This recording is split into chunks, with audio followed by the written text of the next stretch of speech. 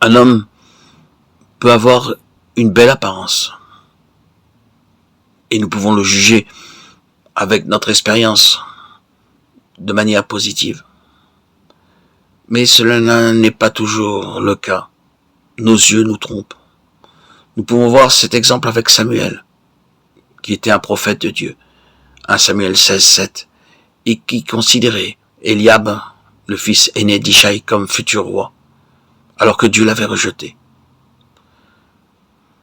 Dieu lui dit clairement, ne te laisse pas abuser par son visage. Ce n'est pas mon choix. C'est comme cela que les hommes sont souvent trompés. Aussi bons que nous paraissions, cela ne satisfera pas Dieu. Un homme peut avoir une haute opinion de nous parce que nous parlons bien, poliment et que nous paraissons humbles. Marthe et Marie appartenaient sans doute à une bonne famille. Lorsque le Seigneur Jésus vint dans leur maison, aussitôt Marthe commença à cuisiner de la nourriture et Marie vint aux pieds du Seigneur Jésus.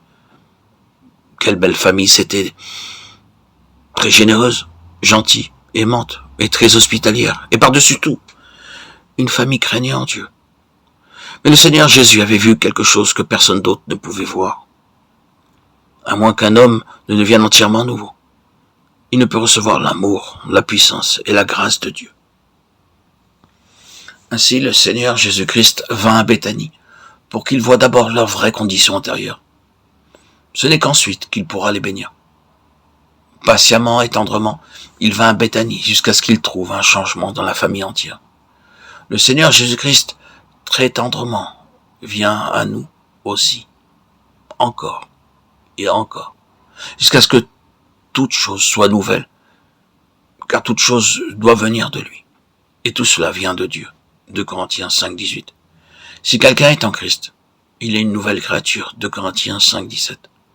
Tout ce que nous sommes, tout ce que nous faisons, possédons ou acquérons doit venir de Dieu.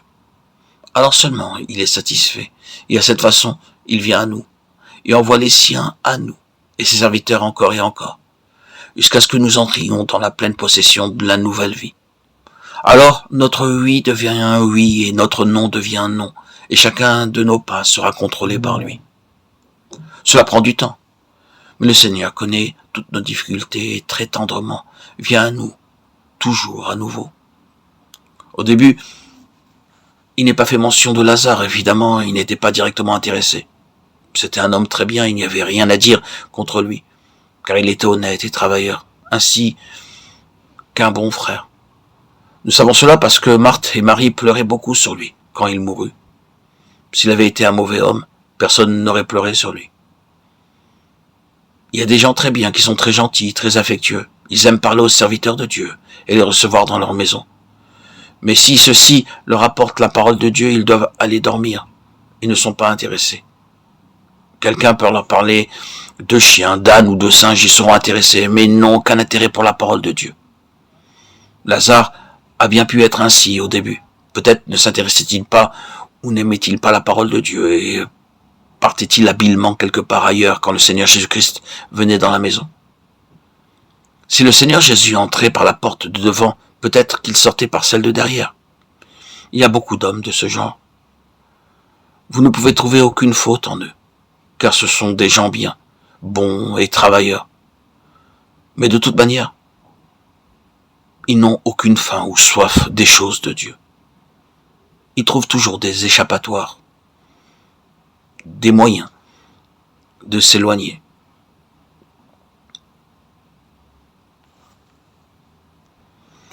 De tout ce qui concerne les choses du ciel. Leur regard est tourné vers le sol, les choses de ce monde. Ils n'ont aucun intérêt à lever les yeux. Quelle perte, quel gâchis. Ils échangent la terre avec la parole, le ciel. Ils ne pourront donc pas changer, devenir de nouvelles créatures, rester en Christ et vivre en Christ.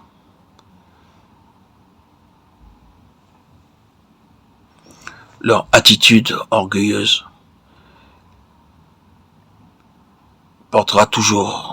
ils porteront toujours leur regard vers le sol et refuseront de rencontrer Dieu.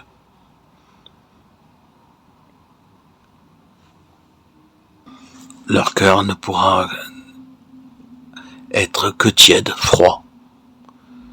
Il ne pourra pas brûler pour l'amour de Dieu. Ils ne pourront plus pas connaître cette joie de vivre de la présence de Dieu et de son amour.